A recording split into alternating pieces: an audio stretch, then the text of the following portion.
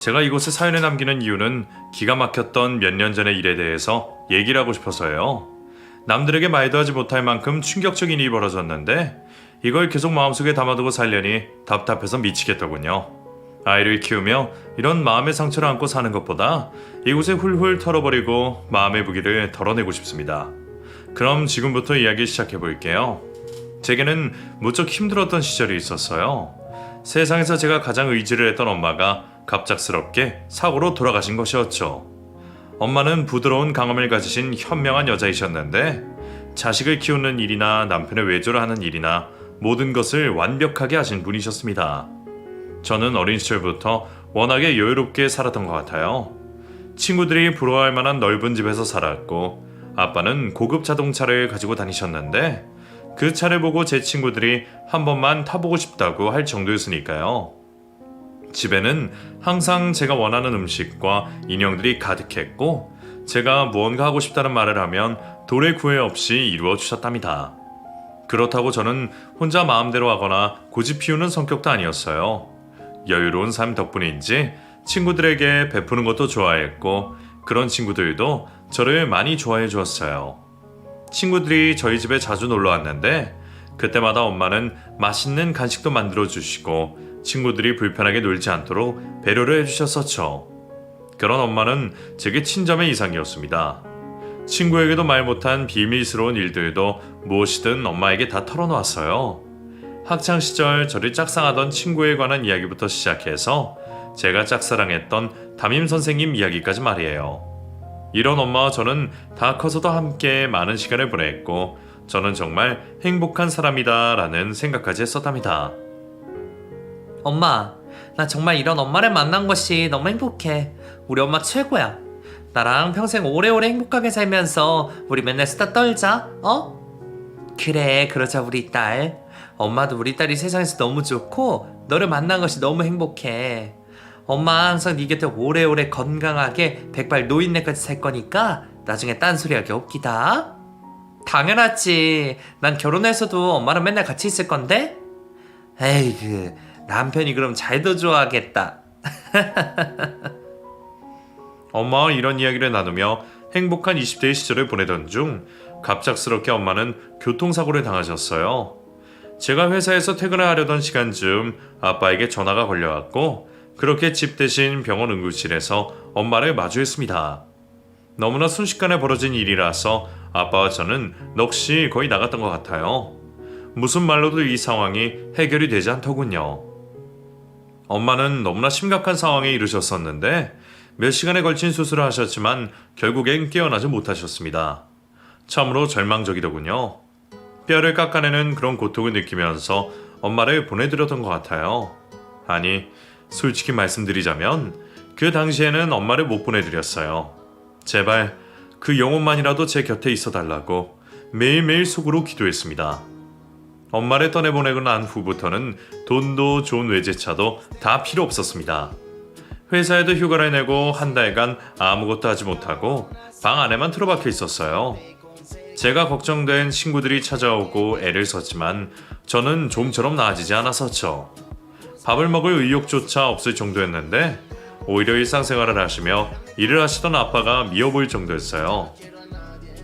아빠는 어떻게 이렇게 멀쩡할 수가 있어?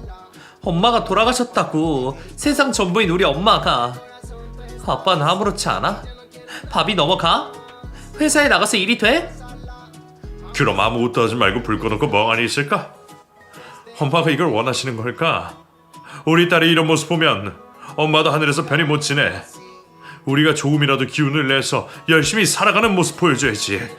그게 엄마를 위한 우리가 할 일이라고. 아빠의 긴 설득 끝에 저는 드디어 세상 밖으로 다시 나올 수가 있었어요. 그리고 그때 친한 친구의 손에 이끌려 난생 처음 등산이라는 것도 해보았죠.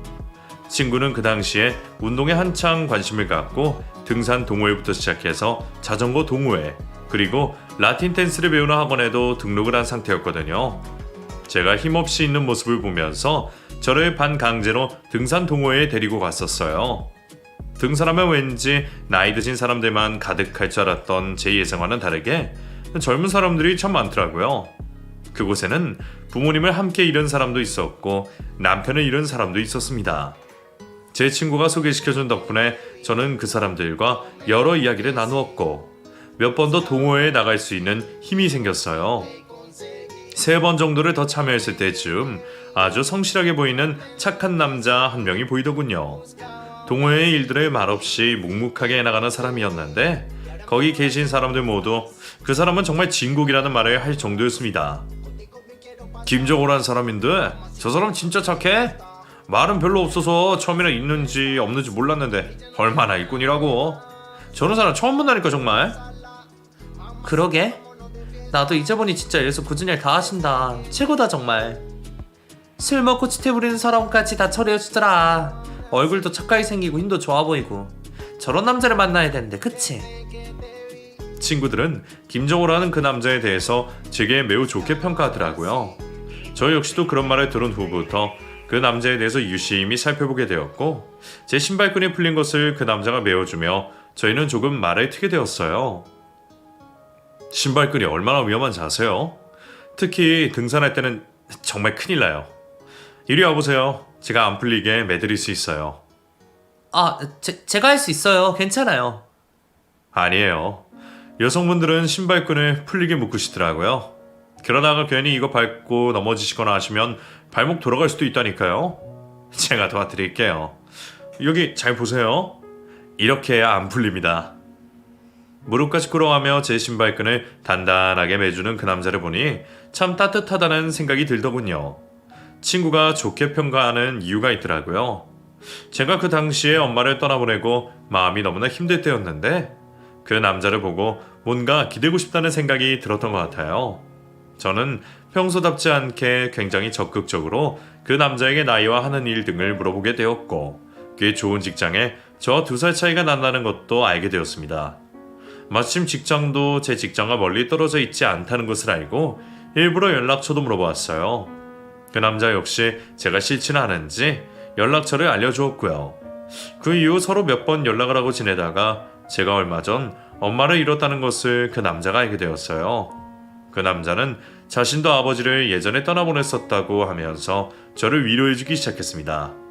처음에는 문자로, 그 다음에는 전화통화로, 그리고 좀 더 지난 후에는 직접 만나서 제게 좋은 말을 많이 해주었는데 알면 알수록 그 남자의 따뜻한 마음이 느껴지더군요. 알게 된 지 얼마 되지도 않았는데 이렇게까지 좋은 감정을 가진 남자는 처음이었어요. 제가 이성에 대해서 이렇게까지 느끼게 될 줄은 상상도 하지 못했었습니다. 대체로 저는 연애를 처음 시작할 때 엄청나게 신중한 편이거든요. 제 외모가 그리 나쁘지는 않다 보니 대학교 때부터 남자들이 많이 접근을 했었는데 그때마다 얼마나 이 사람에 대해서 진중하게 생각했었는데요. 엄마와 많이 의논도 하고 오랜 시간을 두고 알아본 후에 결정을 했었죠. 하지만 이 사람은 달랐어요. 제가 오히려 먼저 만나자고 말을 할 정도로 적극적이 되었습니다. 이 남자는 정말 착한 사람이었어요. 아버지를 예전에 떠나보내고 홀어머니와 여동생과 함께 살고 있었는데 집안 형편이 여유롭지 못해서 제대로 된 학원도 다니지 못하면서도 열심히 공부를 했다고 하더라고요. 저는 정말 어렵게 공부했어요. 학원이나 과외 다니는 친구들이 쓰는 문제집이 뭔지 살펴보고 그거 혼자 몰래 사서 공부했죠. 집안이 여유롭지 못하니까 그런 거 해달라고 말씀도 못 드리고 혼자 계신 어머니가 저와 동생을 키우시느라 엄청 고생하셨거든요. 그러셨구나. 많이 힘드셨겠어요. 여자 혼자 몸으로 자식들 키우시느라. 효자시네요, 정호씨? 아니에요. 효자는요 뭘. 가족이니까 당연히 그렇게 하는 게 맞잖아요. 저는 그렇게 생각해요. 저는 그 남자에 대해 알면 알수록 점점 끌렸습니다. 그리고 또 얼마나 부지런하고 성실한지 회사에도 항상 가장 먼저 출근을 했고 가장 늦게 퇴근을 하는 스타일이었어요. 주말이 되면 여동생과 어머니를 모시고 분위기 좋은 곳에 가서 맛있는 음식을 대접해드려야 한다고 했고 틈틈이 운동도 열심히 했고요. 형편은 어렵지만 자신이 가진 것 안에서 정말 열심히 사는 멋있는 청년으로 보였죠. 그 당시 저는 외제차를 타고 다닐 정도로 집안이 여유로웠습니다. 그때 그 차는 엄마가 사주신 차였기 때문에 팔 생각도 없었고 엄청 소중하게 생각하며 타고 다녔죠. 그리고 솔직히 제가 가진 옷이나 가방은 거의 다 명품들이었어요. 누구한테 잘 보이려고 잘난 척하려고 산 것들은 아니었지만 그냥 세 벌 살 돈으로 명품 한 벌을 사서 오래오래 입는 스타일이었죠. 엄마가 그렇게 오랫동안 생활을 하시며 저를 키우다 보니 자연스레 그런 생활이 몸에 익숙해진 것 같아요. 그래서 그런지 직장 생활을 하면서 같은 직장 내에서 제게 접근을 하는 남자들도 몇몇 있었어요. 그런데 저를 진심으로 좋아한다기보다 제 처와 저희 집안 환경에 관심이 있어 보였죠. 이 남자를 만날 때에는 저는 일부러 차도 가져가지 않았고 등산에서 만났을 때에는 아주 평범한 등산복을 입고 나갔기 때문에 저의 배경에 대해서는 잘 알지 못했었어요. 정말 순수하게 저라는 사람만 보고 제게 잘해준 모습에 아마 제가 더 끌린 것 같아요. 저는 그 남자와 개인적으로 자주 만나면서 서로에 대해 많이 알아가는 시간을 가졌답니다. 저를 등산 모임에 들어갔던 제 친구는 제가 요즘 얼굴이 너무 밝아지고 웃음도 많아졌다며 너무 보기 좋다는 말을 했어요. 이게 다 자기 덕분이라고 하며 한턱 쏘라고 해서 크게 한턱 쏘기도 했죠. 야, 그 김정호라는 남자 내가 너 줄 테니까 잘해봐라. 원래 내가 해보려고 했구만. 뭐? 정말이야? 그런 말 없었잖아. 너 진짜 그 남자 좋아했었어? 아니, 뭐 꼭 그렇다기보다 사람이 너무 괜찮잖아. 근데 난 좀 돈 많은 사람이 좋으니까 패스. 너네 집이야 뭐 돈 많으니까 꼭 돈 많은 남자 만날 필요 없잖아? 그니까 네가 잘해봐, 알았지? 친구는 살짝 질투를 내면서도 그 남자와 잘해보라며 응원을 해주었어요. 그 덕분인지 얼마 후 그 남자와 정말 사귀게 되었답니다. 연애를 얼마 만에 시작하는 건지 가슴이 두근거리는 느낌이 아주 기분이 좋았어요. 분명히 엄마도 이런 제 모습을 보고 하늘에서 기뻐하고 계실 것이다 라는 생각을 하며 기분 좋게 지냈죠. 하루하루가 구름 위를 걸어다니는 것 같은 느낌을 받아왔고 엄마를 잃은 슬픔도 조금씩 줄어들게 되었답니다. 한 1년 정도를 사귀었을 무렵 남친은 자신이 요즘 조금 힘들다는 말을 했어요. 엄마가 기대하는 부분이 조금 크셔서 부담이 된다고 말이에요.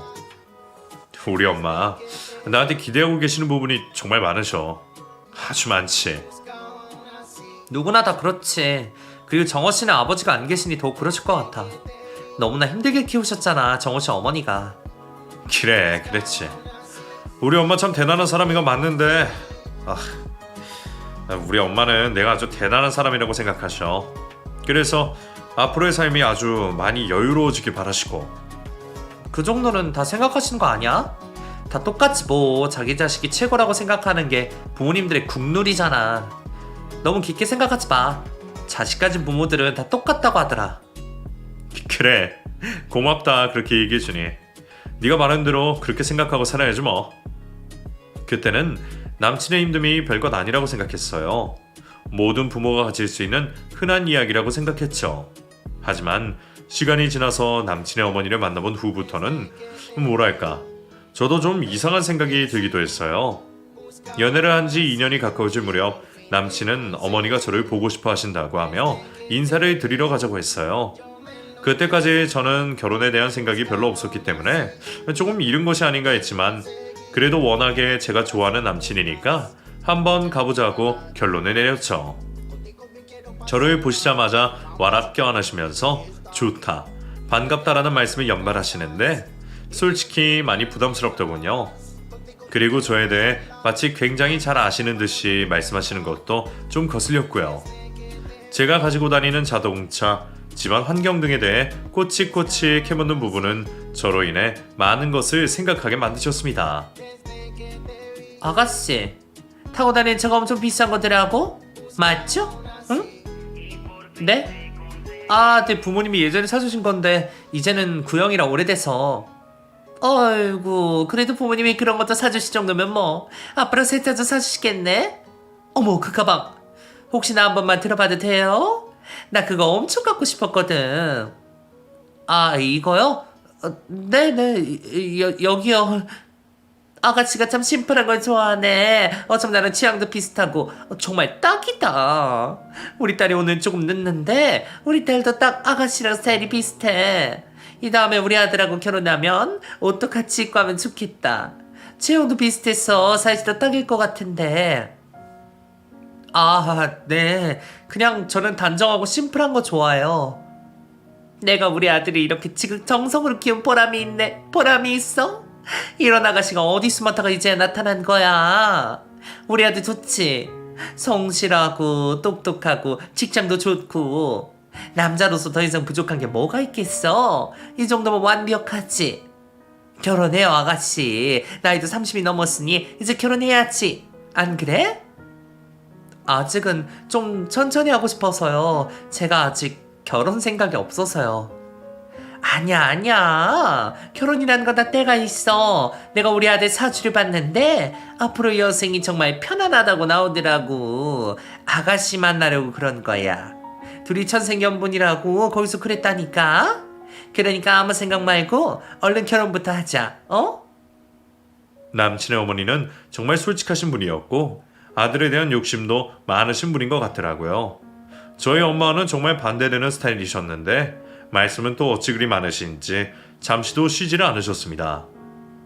좁고 낡은 가구들이 있는 남친의 집은 솔직히 저희 집의 3분의 1도 안 되는 크기였어요. 좁기도 했지만 오래된 집이라서 집안 분위기가 어딘가 모르게 어두침침해 보였고 그런 곳에서도 잘 자란 남친이 오히려 대견스러워 보이기까지 했어요. 남친 어머니의 극성 때문에 불편해였었는지 소화가 제대로 되지 않아 집으로 가는 내내 속이 불편했는데 그걸 또 남친이 어떻게 알고 약까지 사서 저를 바래다 주더라고요. 남친은 자신의 어머니의 이런 부분을 잘 알고 있었어요. 제가 말을 하기 전에 먼저 자신의 어머니에 관한 얘기를 꺼냈어요. 아까는 많이 불편했지. 우리 엄마가 조금 솔직하시고 있는 그대로 표현을 하시는 분이라서 불편했다면 내가 사과할게. 미안해. 아니야. 정우씨가 왜 사과를 해. 괜찮아.